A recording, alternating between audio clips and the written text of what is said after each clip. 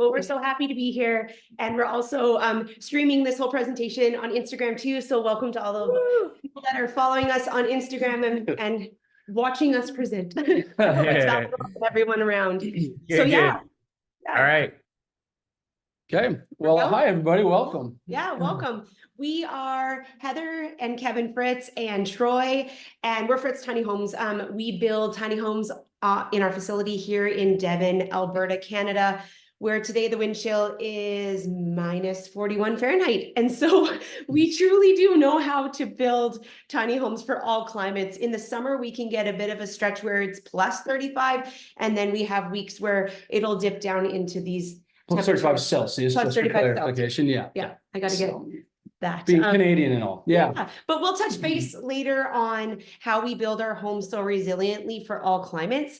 I wanted to start by just sharing a bit about us and our journey, because there'll be a lot of people that maybe this is the first time that you're meeting us or don't know where this all began for us. And so in January of 2020, Kevin and I quit our jobs and started building a tiny home on wheels in our backyard down the road from here. Without a builder, we needed a job change, a switch in life, and this is where we landed. And then the pandemic hit, and we continued to build that little tiny house.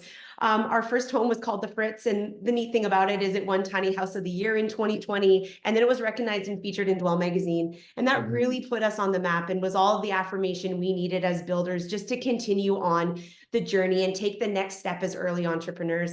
We went on then to build 3 more custom tiny homes, and that laid a lot of groundwork for us as builders, as we just learned so much about the industry, about the needs, the ever-changing industry that this is, and how to really refine our designs.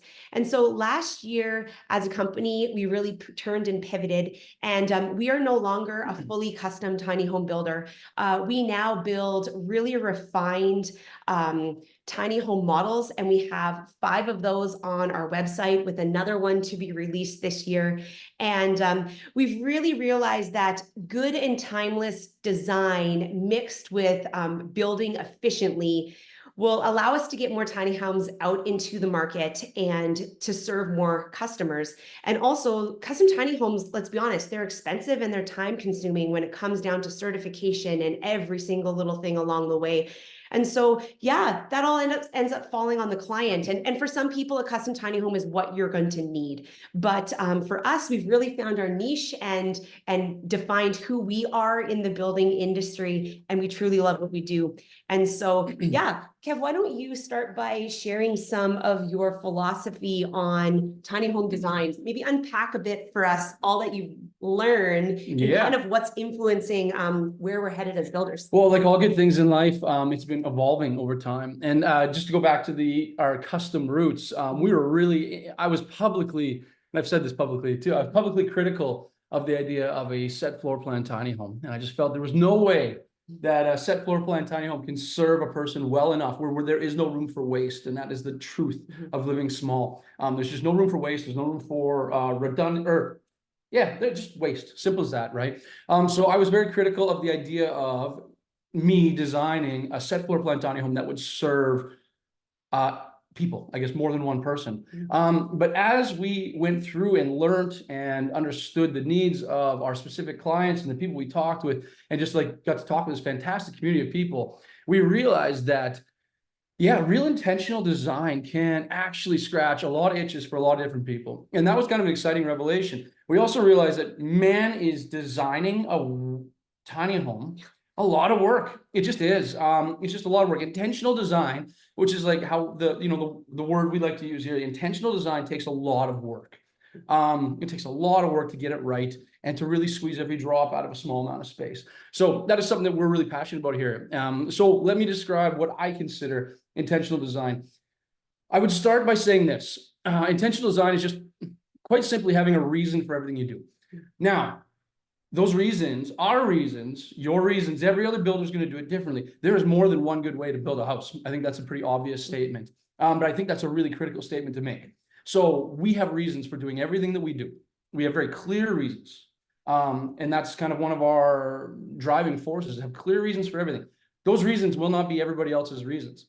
There's a lot of good ways to do this. So when I define my rules and the paradigms that I work within in designing and building and manufacturing tiny homes, those are what we've chosen for ourselves and for our company. And that's one of the beautiful parts of having a portable product, is that you don't have to buy from the builder that's in your backyard. You can really work all around the continent. And it's pretty exciting, so that you can find the builder that really suits what you need and what you want for what you're trying to accomplish with that home. So, intentional design. I am not much of a rule follower, unless I've written those rules for myself. So I have like a long, now is a growing list of rules, and it's really what it is trial and error. It's these paradigms that I've built that have served and gotten the products that I've been hoping to put forward. So when I won't get into all of my rules, there's a lot, but I can talk to some of the general overview of what we do. So first of all, simplicity. That's something that we, as a group here, we work towards. So we'll come up with an idea, we'll need a solution to a problem. And I'll be quite honest with you, the tiny home industry is full of ingenious solutions, absolutely ingenious solutions. And here at Fritz Tiny Homes, we're full of ingenious solutions, but we don't stop there. When we solve the problem, the question is always asked, one of us always asks, it's like, now, how do we do that simpler? How do we do it with less moving parts, with less operation? How do we dumb this idea down? And we keep doing it, and we come up with a better idea. It's the same thing, but simpler. And then we ask a question again, how do we do it simpler? And we do it again and again and again until that idea ceases to function. And that threshold is where we always shoot for. It's the simplest possible solution that still functions optimally. And so that's kind of as a general overarching theme of our design process. That's something we really fight for, and we think there's a lot of wisdom in simplicity. I could go into, I guess the idea of tiny home design is really, I don't know, I always call it lying. I was like, we have this tiny little space, and we want it to function like a large space, and we want it to feel like a large space. And so I like to use funny words, like we have to lie about the space. Now, function and feeling being way the size of the space, the way it feels, how it feels to live in that space, which is a critical part of living tiny, because if you're feeling cramped and constrained, like that's not a sustainable lifestyle. Also, if you don't have what you need to support that life, that's also not a sustainable lifestyle. So we have to juggle this style and function, and generally they are combating each other. They are not in agreement. Generally, stylistically in a small space, the nicest thing you could do is build a big open box with a ton of windows. That's going to be the nicest thing you're going to walk into that and be like, oh, this is beautiful. It's huge. It's airy. It's spacious, all that. You can't live in that because there's nothing in it. So No storage. If we're going to talk about function, the best thing we could do is cover every wall with cabinets, every square inch with storage, with usable space, fit everything, jam everything you can into that home. That may function well for you, but all of a sudden you're crawling into a cave or a closet, and it really is not a nice feeling home. So we need to juggle those two things. And we have to meet in the middle, and we hope that we can cheat in some ways to really get better than meeting in the middle. And so the way we accomplish that, obviously, is really common in the tiny home industry. Tons of ingenious storage. We have to use all those spaces. We need to create spaces that are multi-use spaces. We don't have a dining room and a living room and a family room. I mean, we have to bring all that into one space. So we want these multi-use spaces that are really critical. And we just want to use everything we can, but we also want to reserve a lot of that space for that open feeling.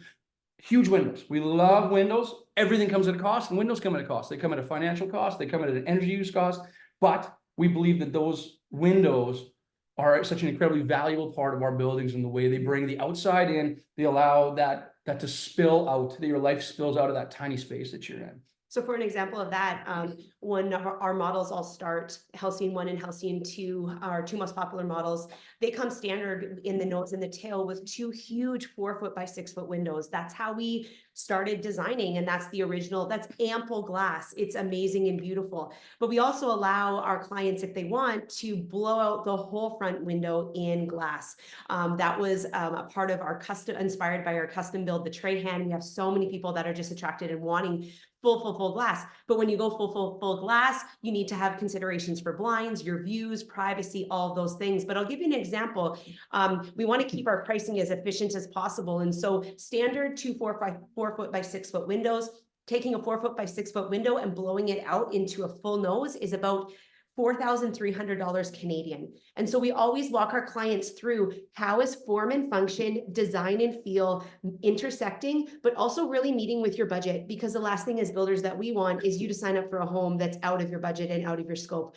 This movement is about living intentionally, living within your means, and freeing your life. So just a practical example of how we balance like something as simple as windows. Yeah, probably somebody really important made this quote, and I'm sorry, I don't know who this is, but there are no solutions in life, there are only compromises. And I think that's very true.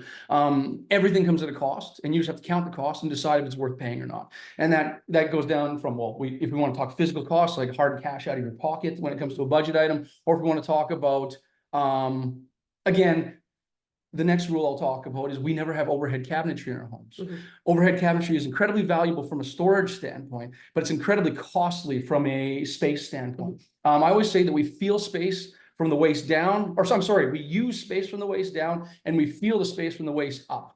And so from the waist down, we want to use everything. We want to every bit of storage we can manage, because the reality is that as long as there's open space up in our upper bodies where our eyes are, where our arms are, we feel like it's a large area. So we replace overhead cabinets with windows. We replace overhead cabinets with open space, spot on a wall where a piece of art might hang.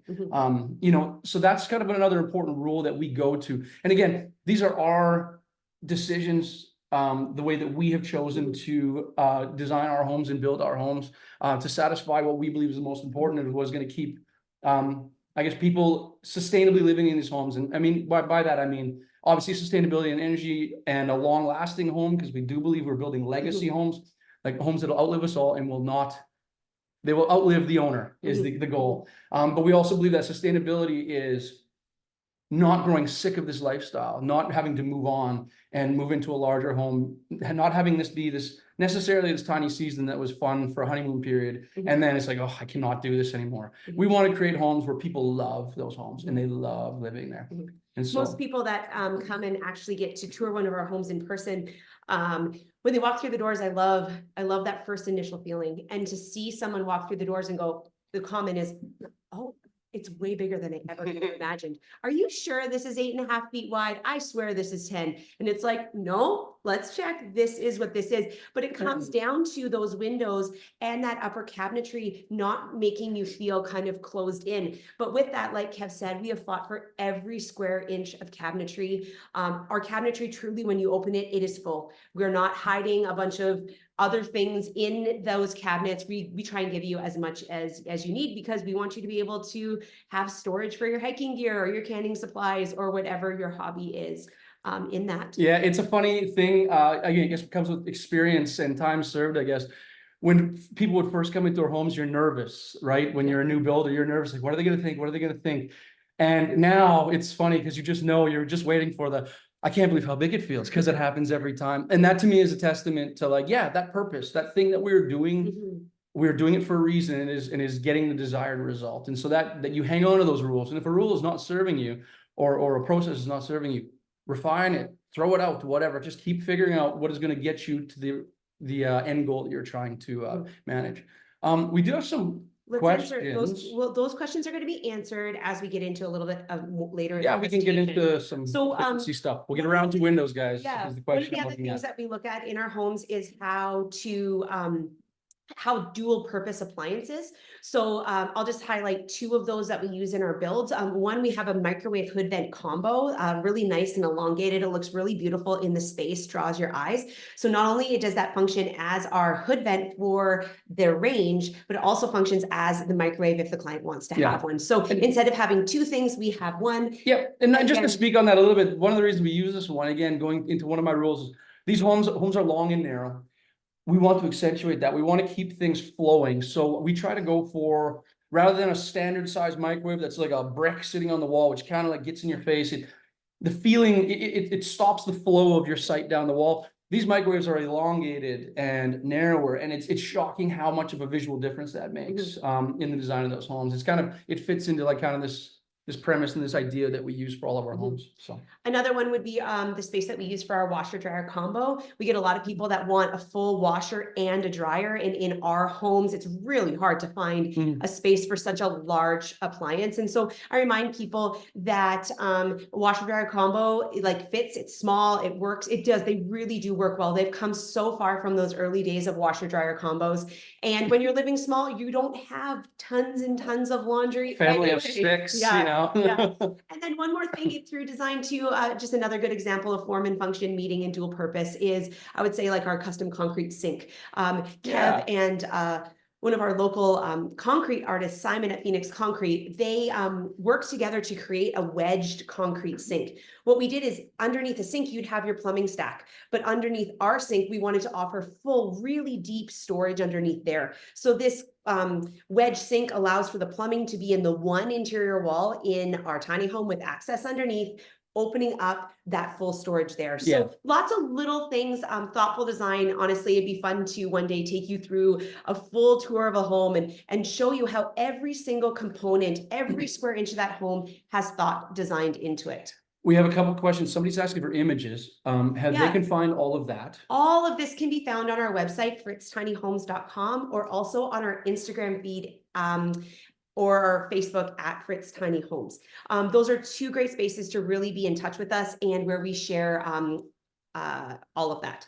Another question we have is, are appliances included in the cost of your build? Absolutely, other than the dishwasher, because not everybody wants that. So that's an add-on if you want that, but our homes come with your couch, with your microwave hood vent, your range and oven, your fridge, and your washer dryer combo in. It depends on the model for that. There's some differences. There's some idiosyncrasies. We have to dive into that personally there. But yeah, I want to keep us on track here. Just we don't have a ton of time. So not only are our homes designed thoughtfully, but we also have a huge priority on building with resilience. We want to build legacy homes that last, that are suited for all climates. And a great example of this is recently our very first tiny home that we talked about at the very beginning of this presentation, the Fritz, was sold. And so it was sold from Edmonton, Alberta to Valdez, Alaska, and it will be going up to Alaska this spring. We're so excited to see the transition of this home from this beautiful backyard in Edmonton, Alberta, up to an ecotourism resort in Alaska.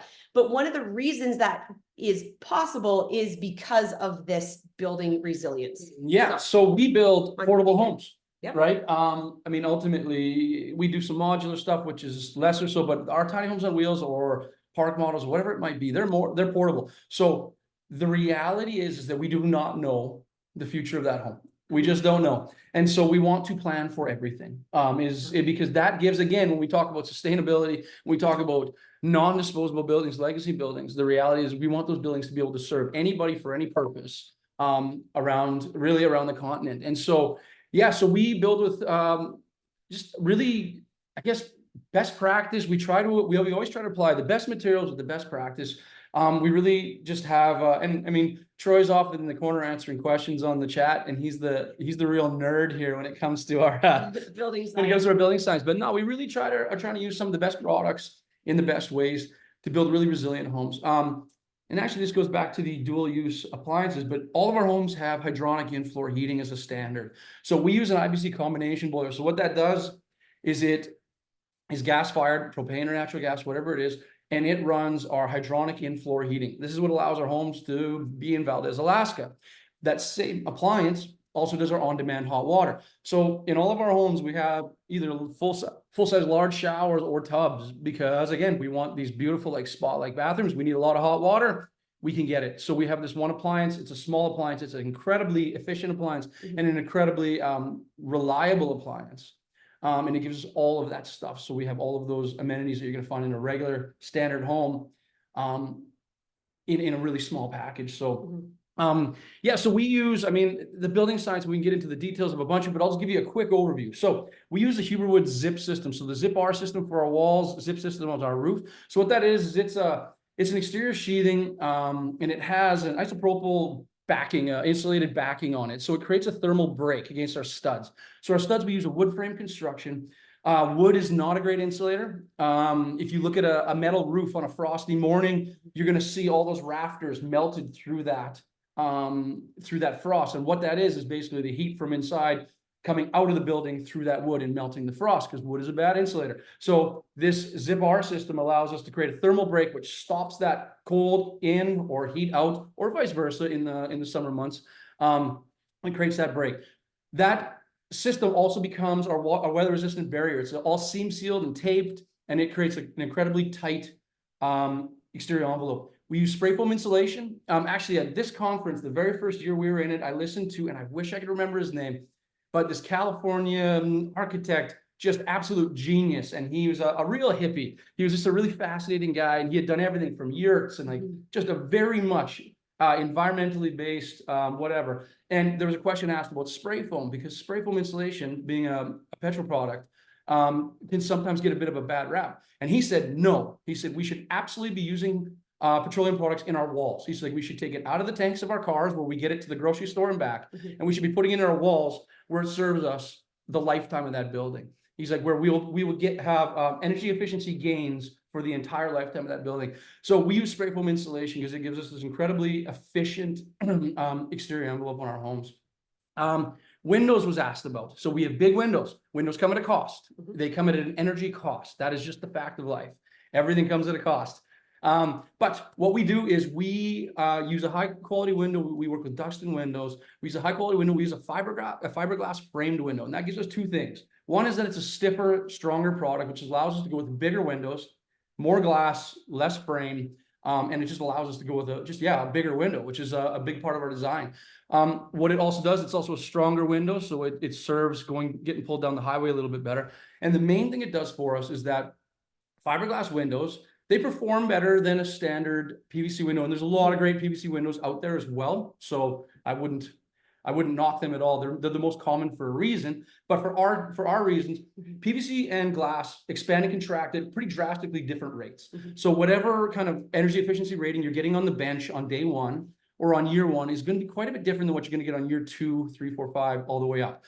This is why the warranties on fiberglass windows are substantially longer than on PVC windows, because fiberglass and glass expand and contract at a very similar rate. So those seals are not in constant stress. And so they actually function at optimal efficiency for a lot longer than a PVC vinyl window will. So again, I wouldn't tell anybody that, hey, don't use PVC windows in your house. I wouldn't say that at all. For our reasons, for our intentional design, this is what we've chosen for our homes. And so this is, again, I would never tell anybody how to or not to build a home, because there are so many good ways to do this. All I can tell you is how we've chosen and why we've chosen.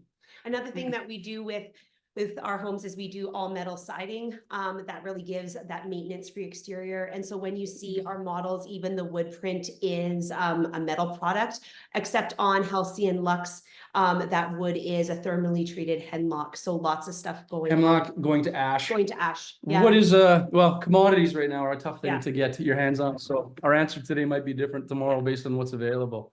So yeah, we have 3 models that are RV certified on wheels. They're the Halcyon 1, the Halcyon 2, and the Luxe. All of those are an RV certification. So obviously, keep watching what legally you can place on your land or where you're renting from. Then we have the Halcyon Stay, which is our park model. It's 10.5 wide. It is a gorgeous build. We have our first one on the floor and we're so excited about it. We're doing a pretty creative project right now. So definitely be following along on our Instagram. It is a park model tiny home on wheels going to an ecotourism resort here in Alberta. And we're putting a literal glass box onto the front of the master bedroom so that the king bed can slide out on roller tracks into the glass box and people can come sleep under the stars. I know you'll all want to come to Alberta to come stay in our home. That model and a lot of our new models are also able to be built as a modular home 8277 modular or whatever state or province. There's often ways to make this happen through engineering and whatever else. So we have no simple answers, but there's answers for everything. We have a build coming up that's heading to Florida. It'll be the Halcyon Stay as an 8277 going through a program. There's lots of different ways to do this. It's vast. Just in our last few minutes here, we have a few questions. So price range, affordable. I can give you price range. I cannot give you whether it's affordable, because affordable is everything is relative.